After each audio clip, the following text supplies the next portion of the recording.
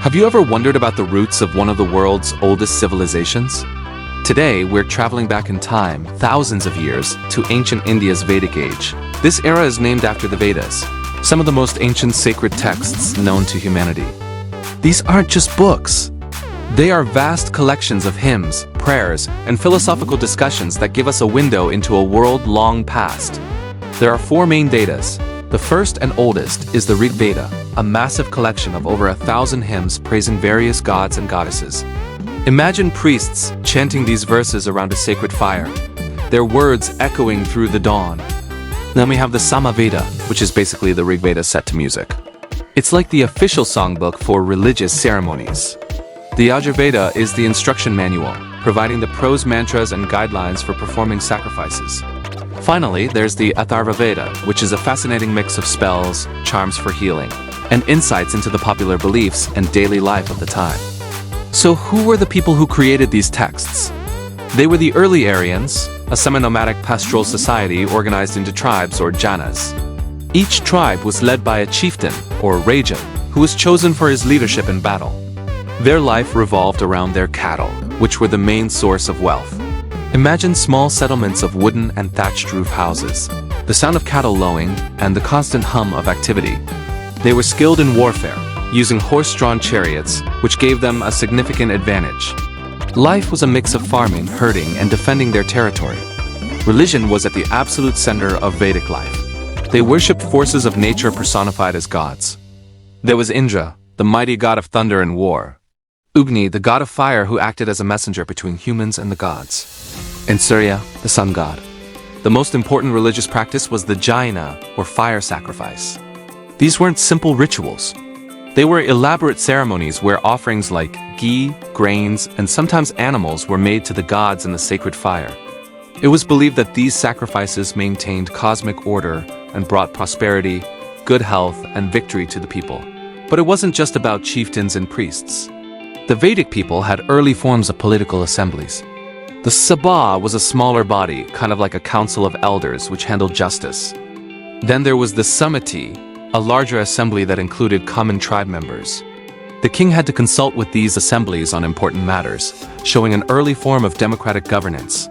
Imagine town hall meetings, but happening thousands of years ago, where people had a say in their community's affairs. Over several centuries, this society began to change, leading us into what historians call the later Vedic age. The Aryans gradually moved eastward, into the fertile Gangetic plains. Agriculture became more important than herding, thanks to the use of iron tools to clear dense forests.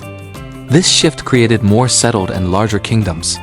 Society became more complex and rigid, and the power of the kings grew, with sacrifices becoming even grander to legitimize their rule.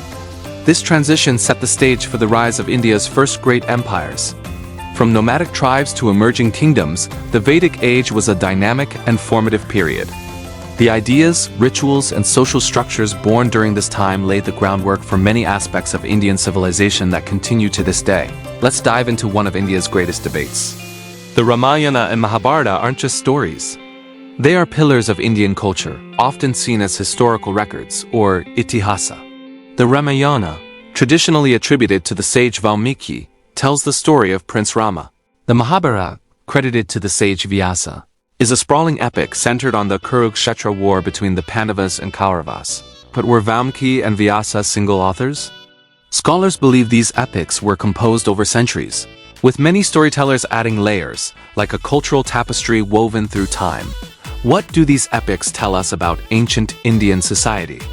They paint a vivid picture of kingdoms called Janapadas, bustling cities, and a complex social structure known as the Varna system. We see kings, courts, and assemblies, giving us a glimpse into early political life. The descriptions of warfare are fascinating too. From the bows and arrows of the Ramayana to the intricate battle formations and devastating divine weapons, or astras, in the Mahabharata, we can trace a possible evolution in military strategy and technology over centuries. At the heart of both epics is the concept of dharma. It's more than just religion or duty. It's the moral law that governs the universe. Every character's actions are judged against this principle. Rama's unwavering adherence to dharma, even when it costs him dearly, contrasts with the complex moral dilemmas faced by the characters in the Mahabharata. This central theme reflects the deep-rooted philosophical and ethical concerns of the society that created these tales. Was Dharma a real code that governed ancient life? Now let's talk geography. The Ramayana mentions locations from Ayodhya in the north, through the Dandaka forest, all the way to Lanka in the south. The Mahabharata details cities like Hastinapura, Indraprastha, which is near modern-day Delhi, and the battlefield of Kurukshetra. Archaeologists and historians have spent decades trying to match these descriptions with real-world locations. For example, excavations in areas mentioned in the epics have unearthed ancient pottery and settlement remains that correspond to the right time periods. The discovery of the submerged city of Dwarka off the coast of Gujarat adds another thrilling piece to this historical puzzle.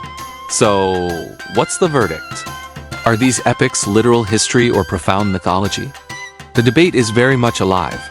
Some scholars argue that while the core events might be inspired by real conflicts and historical figures, the stories have been greatly embellished with mythological elements over time. They see them as a blend of fact and fiction, designed to teach moral lessons. Others maintain that the epics are accurate historical accounts. They'd point to astronomical data within the texts, like planetary alignments described during the Kurukshetra War, to date the events precisely. Ultimately, whether you view the Ramayana and Mahabharata as history, mythology, or a brilliant combination of both, their value is undeniable. They are a window into the soul of ancient India, offering timeless wisdom on duty, morality, and the human condition.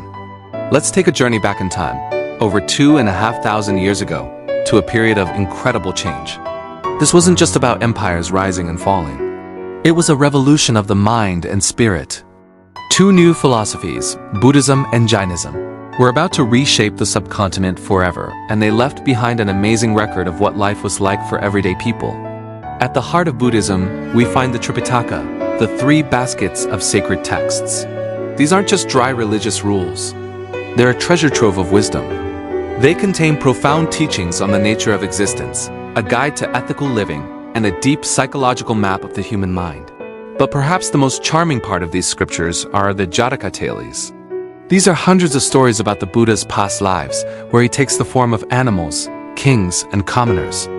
Each story is packed with simple yet powerful moral lessons about kindness, compassion, and wisdom.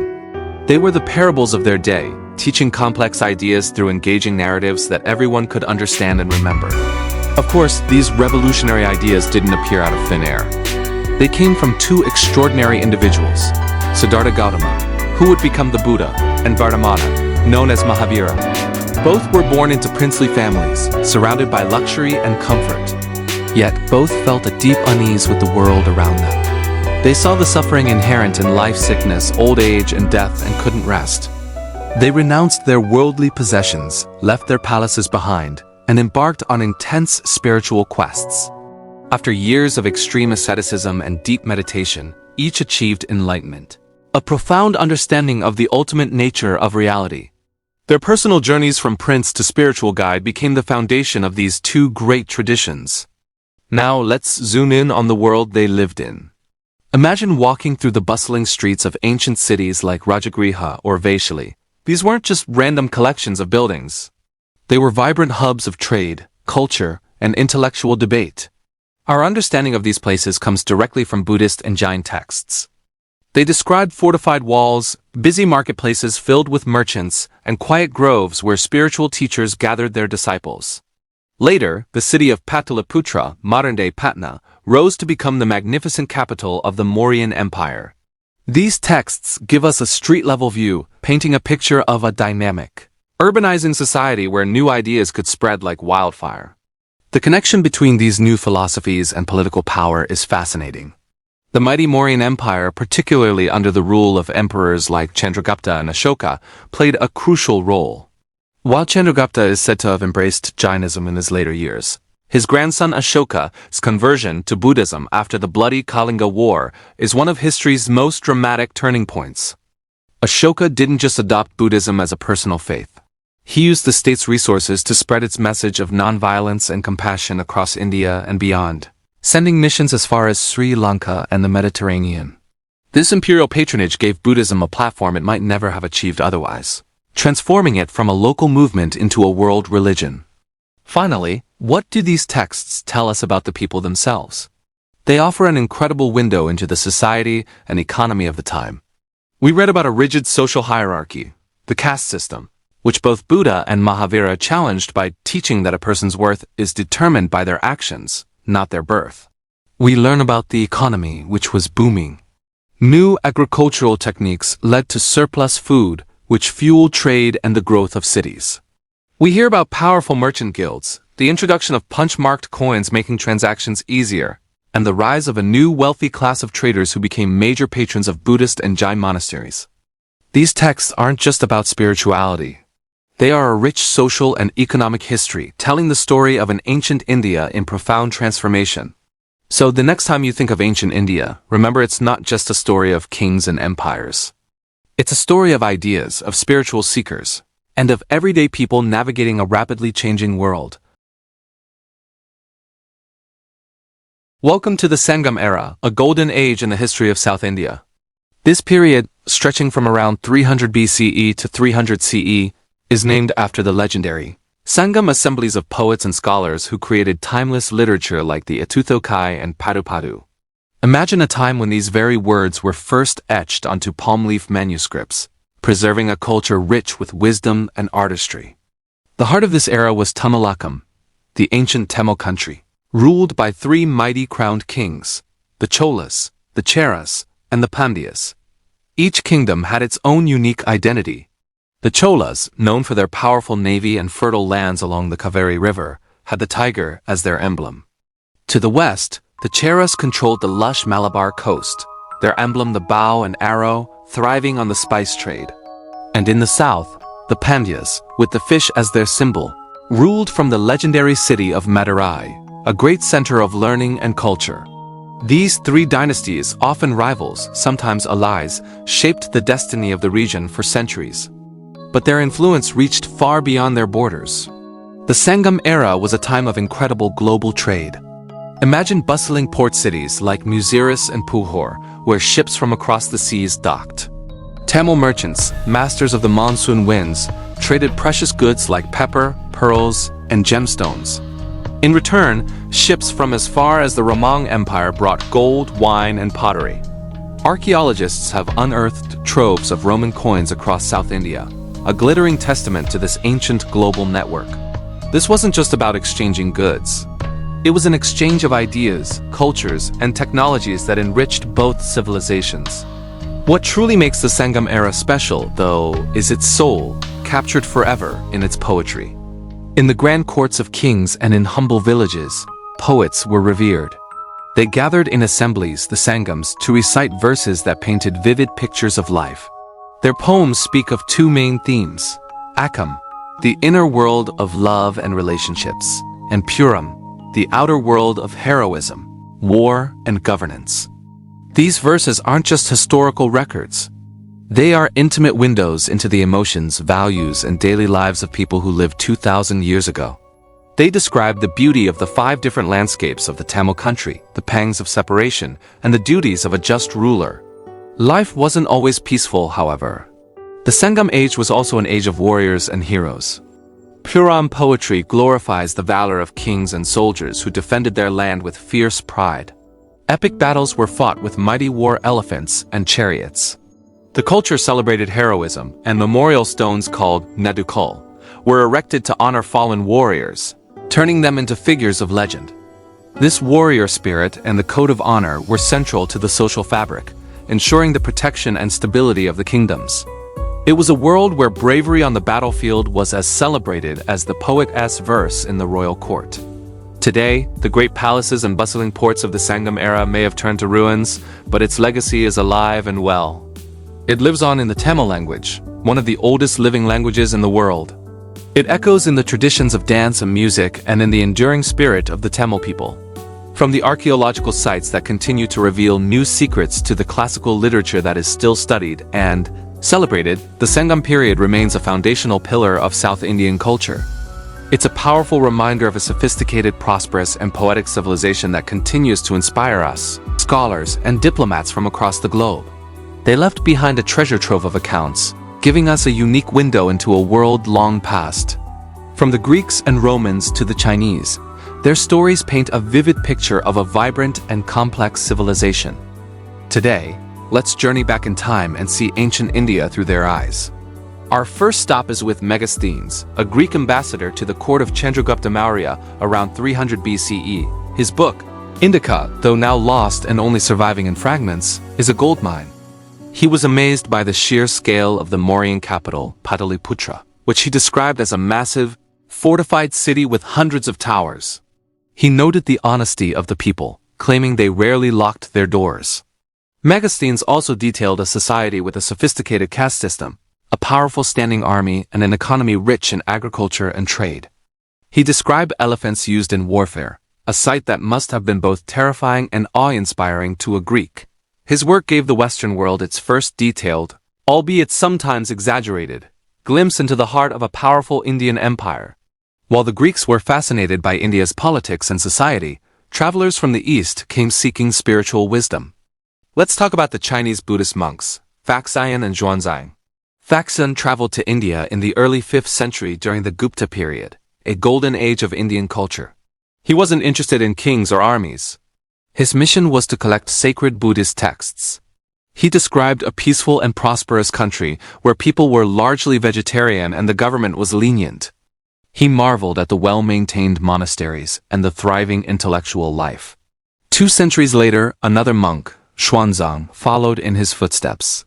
His journey was even more epic, and his account, Great Tang Records on the Western Regions, is incredibly detailed. He studied at Nalanda University, the world's leading center for learning at the time.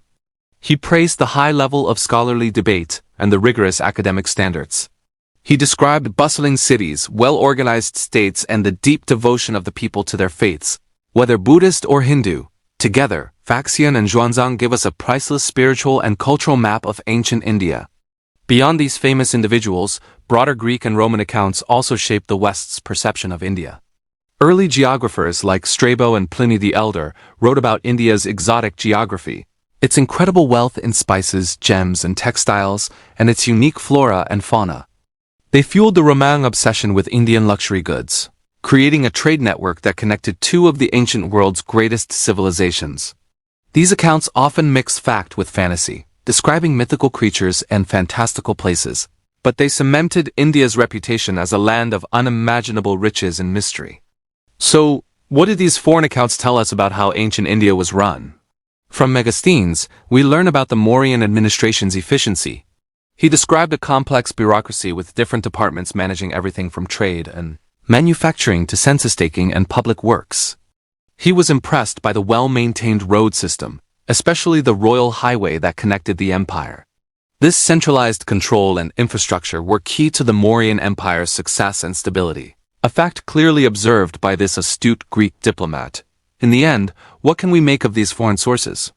They are invaluable. They provide perspectives that local texts might have missed and corroborate information found in Indian sources.